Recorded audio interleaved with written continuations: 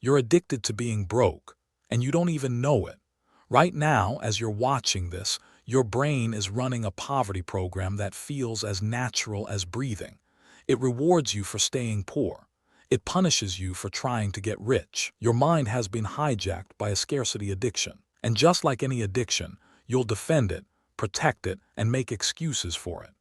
You'll say things like money isn't everything while secretly wishing you had more. You'll call rich people greedy while scrolling through their lifestyle posts with envy. Broke is not circumstance. It's a mental state you've become chemically dependent on.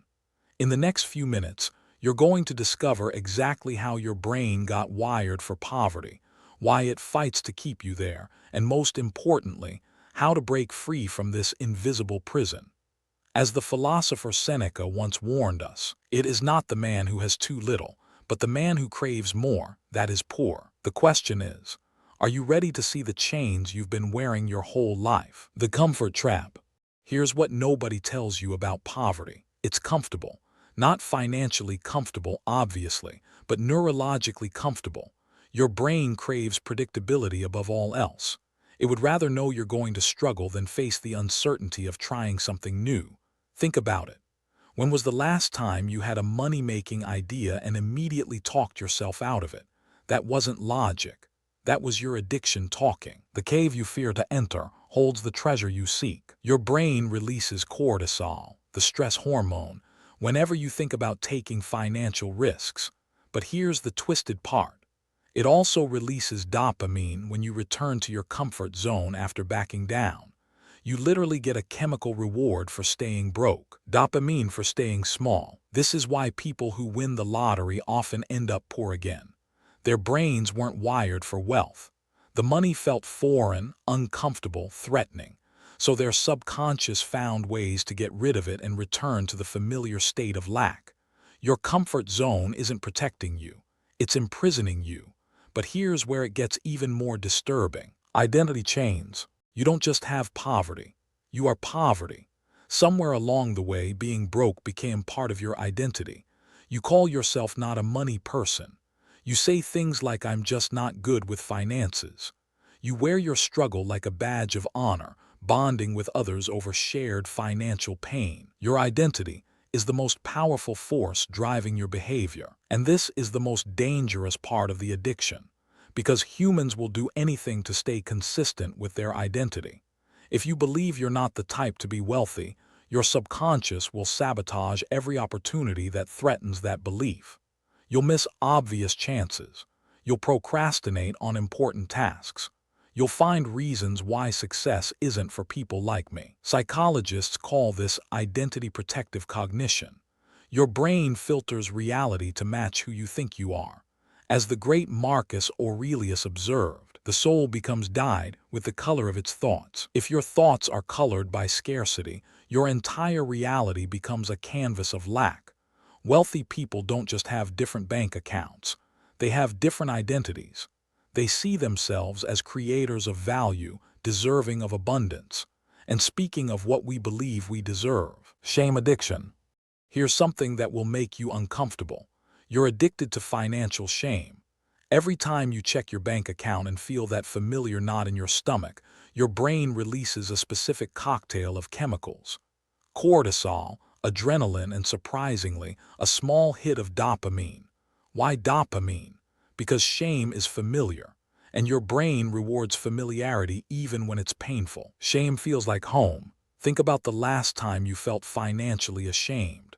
Maybe you declined an invitation because you couldn't afford it. Maybe you lied about why you couldn't go.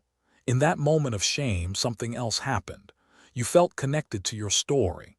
Your narrative of struggle was validated. The shame reinforced the identity. Brené Brown's research shows that shame thrives in secrecy. And financial shame is one of the last taboos. We talk about everything except money.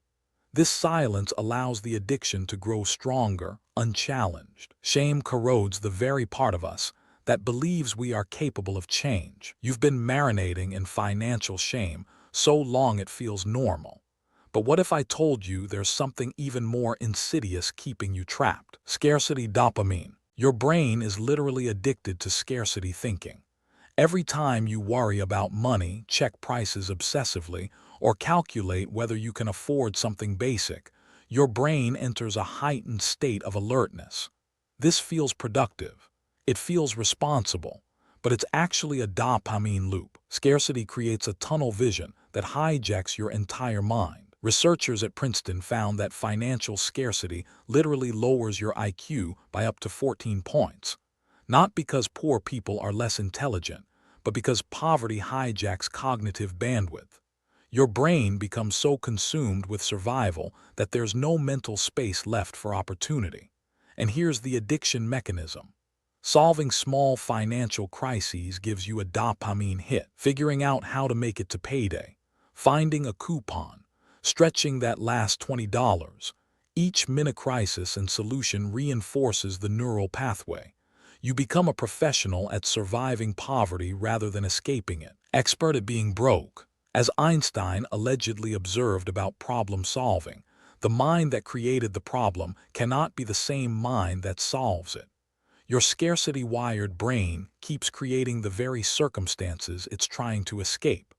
But the programming goes even deeper than you realize. Childhood virus.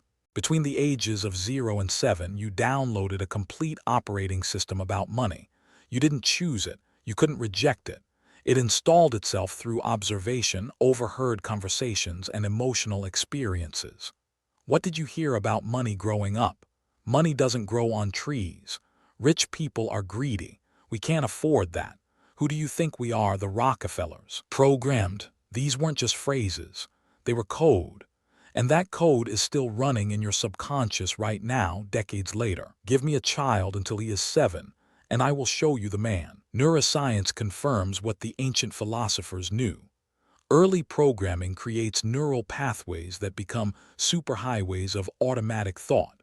Trying to think wealthy thoughts on a poverty-programmed brain is like trying to run new software on an outdated operating system. System error, wealth rejected. Your parents probably meant well. They were passing down their own programming, their own survival strategies. But those strategies were designed for their circumstances, not your possibilities. You are running your parents' financial software in a completely different economy, and that outdated programming connects to something even more primal. Tribal betrayal. Here's a fear you probably never consciously acknowledged. You're terrified that becoming wealthy will cost you your relationships. This is the tribal betrayal fear, and it's ancient. For hundreds of thousands of years, being expelled from your tribe meant death. Your ancestors who were too different, too successful, too threatening to the group didn't survive. That fear lives in your DNA. Success equals exile in your primitive brain. Think about the people in your life. How would they react if you suddenly became wealthy? Would they celebrate? Or would there be jealousy, resentment, subtle comments about how you've changed? You are the average of the 5 people you spend the most time with. Your subconscious runs these calculations constantly. It weighs financial success against social belonging.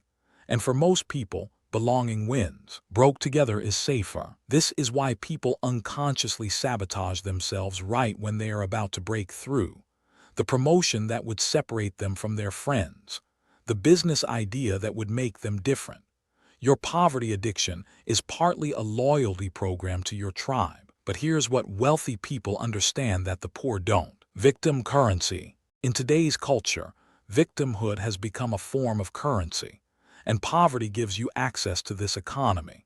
When you're struggling financially, you receive sympathy, understanding, and moral superiority over those greedy rich people. You get to be the good guy in a story where wealthy people are the villains. Being a victim gives you power, without requiring any responsibility. This is a dangerous addiction because it disguises itself as virtue. You're not failing, you're being oppressed. You're not avoiding risk, you're being realistic. You're not making excuses, you're speaking truth to power. Victim equals virtue today. But here's what the victim mindset costs you. Every moment you spend identifying as a victim, you're giving away your power to change. The philosopher Epictetus, who was literally born a slave, understood this. It's not what happens to you, but how you react to it that matters. Epictetus had every right to be a victim. Instead, he became one of history's greatest teachers of personal responsibility.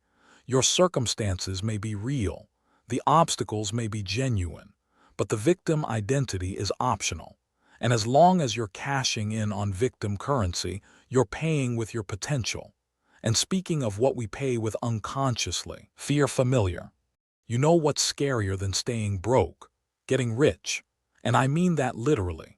Your nervous system experiences the unknown as a threat, even if that unknown is objectively better than your current situation. This is why people stay in bad relationships, dead-end jobs, and yes, perpetual poverty. The known hell. At least you know the rules of being broke. You know how to survive it. You've developed coping mechanisms. You have a story that explains it. Wealth. That's uncharted territory. What if you can't handle it? What if you lose it all and end up worse?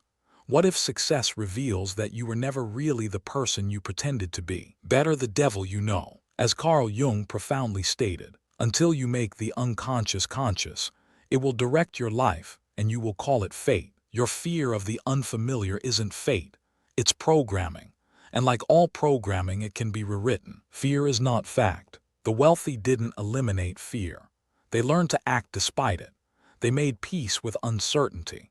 They chose the unknown possibility of success over the known certainty of mediocrity.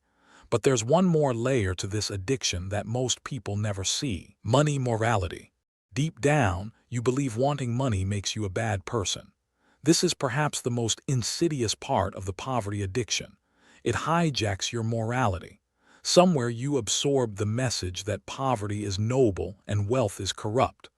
That struggling makes you authentic while prospering makes you a sellout. You have unconsciously moralized your own financial failure. Think about how you judge wealthy people. Do you assume they exploited others, cheated somehow, got lucky while good hardworking people like you got nothing? This moral framework protects your ego from the pain of comparison. If rich people are bad, then not being rich makes you good. If money corrupts, then your poverty is proof of your integrity. Broke equals moral superiority. But as the philosopher Ayn Rand provocatively argued, money is only a tool. It will take you wherever you wish, but it will not replace you as the driver. Money amplifies who you already are. Generous people become more generous. Greedy people become more greedy. The money itself is morally neutral. Your poverty addiction uses morality as a shield against change. But what happens when you finally see through all these layers? The cure. So how do you break free from an addiction you didn't know you had? First, you recognize that awareness is the first step of liberation. Right now, you're more conscious than you were 15 minutes ago.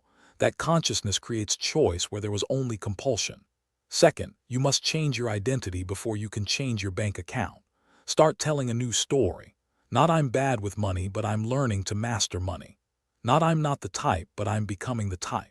New identity, new reality. Third, you need new inputs. Your brain was programmed by environment. It will be reprogrammed by environment. The books you read, the content you consume, the people you spend time with, curate these deliberately. We become what we repeatedly do. Excellence, then, is not an act but a habit. Fourth, take action despite fear. Wealthy people feel the same fear, they just don't let it decide. Every time you act despite the addiction's protests, you weaken its hold. Every time you choose growth over comfort, you rewire a neural pathway. The poverty addiction is strong, but you are stronger because now you can see it. And what you can see, you can defeat. You now understand something that most people will never grasp. Poverty isn't just a lack of money. It's a neurological addiction, an identity prison, a tribal loyalty program, and a moral shield all rolled into one. See, the chains break free. But here's the beautiful truth. Addictions can be broken, identities can be rewritten, tribes can be upgraded, and morality can be redefined. You are not your programming. You are the programmer. Every wealthy person you admire was once where you are. They had the same fears, the same doubts, the same addiction. The difference is they chose to fight it. The only impossible journey is the one you never begin. Starting today, you have a choice you didn't have before. You can see the prison now. You can feel the chemical pull toward familiar struggle, and you can choose differently. Not easily, not instantly, but consciously, deliberately, persistently. Your mind is either programmed for wealth or poverty. Now you know how to reprogram it. The question is, will you? If this video exposed something in you, subscribe. There's more to uncover. Share this with someone who's ready to hear the uncomfortable truth about money.